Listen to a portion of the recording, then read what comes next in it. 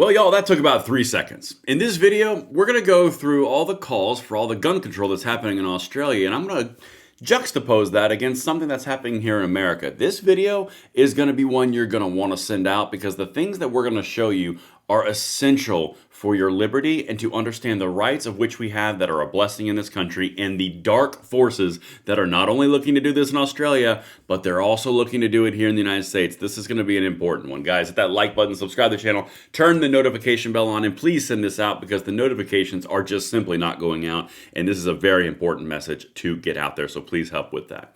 All right, y'all, you can follow me on X at Braden LOA. I'm not going to bury the lead on you. We're going to jump right in here. I want to show you what's happening in wake of the Bondi terrorist attack that killed 15 people. Because naturally, you're not going to go after the criminals, and you're not going to go after the terrorists. You're not going to go after the people who are already on watch lists that the Australian government had already interviewed and already knew about. You're going to go after the rights of the other people with other things that are even more insane. Guys, the far left liberalism that we are seeing internationally is a woke mind virus. You can look right in the face of everything that you're seeing, all the statistics, all the data, everything doesn't matter. They will not deviate. It always ends with you being disarmed, you being infringed. It's always you on the chopping block. Guys, there's a reason we have a Second Amendment, and we're going to get into it in a second, but I want to show you something that Elon Musk said on Joe Rogan's podcast, which fits nicely into this. This is something that I've been saying. Suicidal empathy is a thing. Watch this. There's a guy who posts on X who's great, Godsad, and he talks about basically suicidal empathy. Mm-hmm. Like if there's so much empathy that you actually suicide yourself. Yeah. So that we've got civilizational suicidal empathy going on. And it's like, I believe in empathy. Like, I think you should care about other people, but you need to have empathy for civilization as a whole and not commit to a civilizational suicide. Also, don't let someone use your empathy against you so they can completely control your state and then do an insanely bad job of managing it and never get removed. The fundamental weakness of Western civilization is empathy. The empathy exploit. They're exploiting a bug in Western civilization, which is the empathy response. I think empathy is good, but you need to think it through and not just be programmed like a robot. Right. Understand when empathy has been actually used as a tool. Yes. Like it's weaponized empathy is the issue. That is so profound.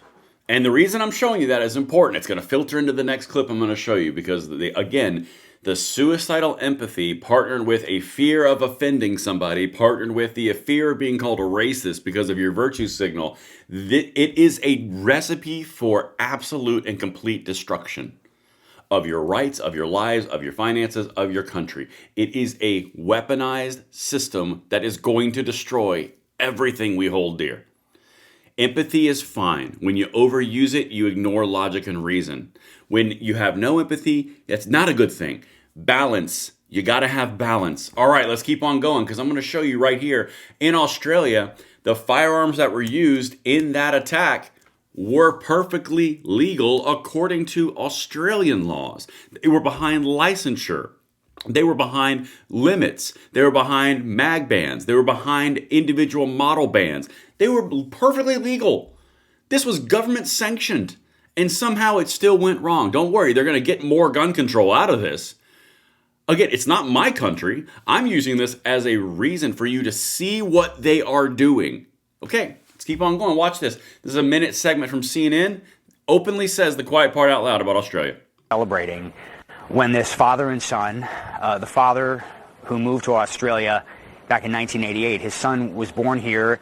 His son's been studying the Quran and Arabic for the past year. His teacher says they showed up with a stockpile of rifles. It turns out the father was a licensed gun owner here in a nation that has incredibly strict gun laws for the past 30 years, ever since the last mass shooting basically caused the country to collect most people's guns. But certain people have a license if they're members of gun clubs. Apparently, this father was a licensed member of a gun club, but he had 6 rifles. One of those rifles. So he was fully licensed by the most extreme gun control regime in Australia, and somehow Him and his son decided to kill innocent people at a Hanukkah celebration on a beach in Australia, in a gun control state. This is the whole point. They want this stuff here, guys. And that's why I'm going at this from a different angle than I typically would. Because I'm trying to show you what is causing it. I'm trying to show you what just happened, and I want to show you what they want from it. Listen to this. It does not make any logical sense. If you are an American, if you believe in your constitutional rights, you have to understand what they are doing. They are weaponizing empathy in a suicidal fashion to get rid of all of your rights for self-protection because you don't want to be known as an ist. All right. People with firearm licenses will have the number of guns they're allowed to keep reduced. Anthony Albanese has confirmed. The Prime Minister said the proposal will be put to state and territory leaders on Monday afternoon's National Cabinet meeting and urged support. Again, here's another one. Listen to this. We're looking to recall Parliament as soon as possible to introduce legislation to crack down on gun ownership and gun licensing in New South Wales. The areas that we will look at are the perpetual nature of licenses to ensure that people have to renew. We will particularly look at whether criminal intelligence rather than criminal records is a reason to restrict access to a license. Of course, age limits and access to particular kinds of guns, as well as the quantity of guns. Sarah, what I'm trying to say is that I'm determined to introduce the toughest gun legislation in the country, and I believe it needs to be passed and put into legislation as soon as possible. Okay. Come here real quick. I'm going to be real candid with you guys who may not be familiar with the gunfight, because again, a lot of you have joined recently. What he just advocated for was licensure that can be revoked, licensure that has to be redeemed, gun limits, age limits, mag bans, model bans, criminal intelligence versus criminal behavior.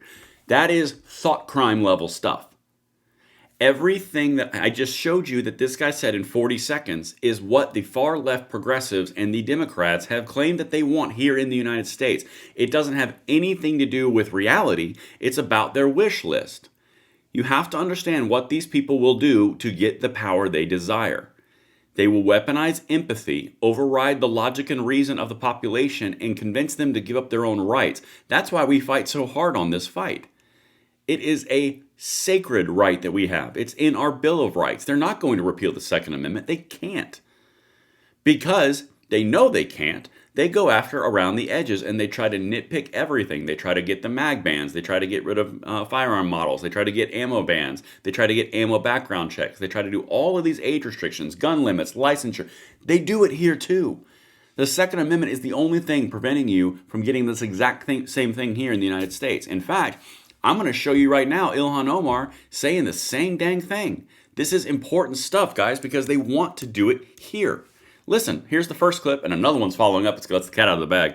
Become a normal occurrence, not just in the United States, but now seeing it in Australia, who's worked really hard to create gun prevention laws to prevent the kind of tragedy that took place today.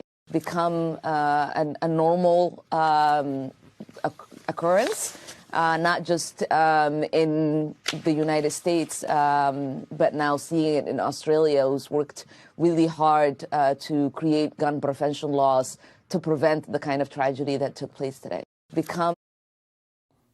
Okay, again, it's all about gun control. And if you don't believe me, look what she said a couple weeks ago right here about Minnesota. Listen, she lets the cat out of the bag. Y'all, if you are not familiar with this fight, please start paying attention to it.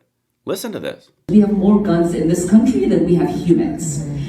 So one of the things that's going to be important is to create a registry. So we know where the guns are. We can know when they go into the wrong hands, when they're stolen. And we can actually start a buyback program. I know that some of the Minnesota legislators have had that legislation, and that's something that we should be thinking about on a federal level. A nationalized registry, a nationalized buyback program. Guys, they want this here. It's not even a question. They literally will say it. And if you don't believe that they want it here, here's another lawmaker on the Democrat side This one is Angie Craig. She's talking about the Brown University shooting where a handgun was used. So what do you obviously go to ban? The handgun, right? Nope, watch.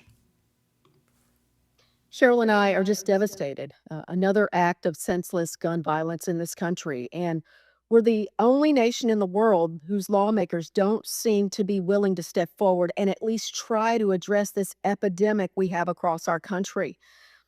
I am so saddened. I am just disgusted with my Republican colleagues and their lack of acknowledgement that these lives matter, their lack of acknowledgement that these Annunciation school children matter in our country and that we can do something about it. It is time to ban assault weapons and high-capacity magazines in our nation. Both of which weren't used in Rhode Island. Guys, here's the thing. It doesn't matter for them. They don't care what was used. It's about the emotional juice that they can squeeze out of that lemon. Because even if there's a handgun that's used in Rhode Island, then you're going to call for an assault weapons ban, of course, nationally. That makes total sense. Now, what I'm trying to do in this video, for the people who are not familiar with this fight, you have to see what they do. They play on your emotional heartstrings. They constantly tell you that you need to do this one thing, even though it has absolutely nothing to do with the other thing. Handguns are used, you got to ban assault weapons. Low capacity magazines are used, you got to ban high capacity magazines.